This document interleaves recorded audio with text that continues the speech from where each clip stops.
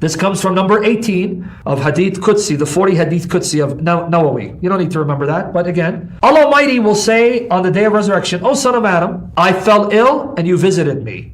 You didn't visit me, I'm sorry. I fell ill and you didn't visit me. He will say, O Lord, how should I visit you when you are the Lord of the worlds? He will say, did you not know that my servant so-and-so had fallen in and you visited him not? Did you not know that had you visited him, you would have found me with him? And I'll just give the next line for the sake of time. O son of Adam, I asked you for food and you fed me not. He will say, O Lord, how should I feed you when you are the Lord of the worlds? He will say, did you not know that my servant so-and-so asked you for food and you fed him not? Did you not know that had you fed him, you would surely have found the manner with me? So notice the words. When you don't feed a servant of Allah, you don't feed Allah. Did you know that Muhammad plagiarized the words of Jesus? That's right. These are the words of Jesus in Matthew 25, verses 31 to 46, where Jesus says in Matthew 25, 31 to 46, the Son of Man will come in his glory with the angels, and he will sit on his throne of glory, and all the nations will be gathered before him. And then it says, he will separate the sheep from the goats, and he'll place the sheep on his right hand and the goats on his left hand.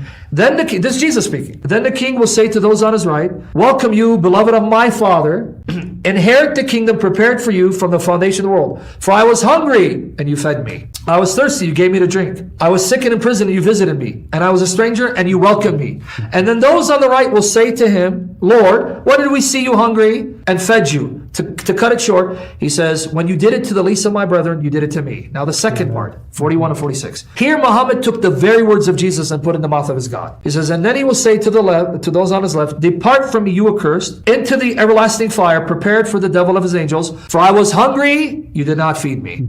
I was thirsty, you did not give me to drink. And they will respond, Lord, when did we see you hungry and didn't feed you, and thirsty, and so on and so forth? And he says, truly I say to you, when you didn't do it to the least of my brethren, you didn't do it to me. That's Matthew 25, 31 and 46.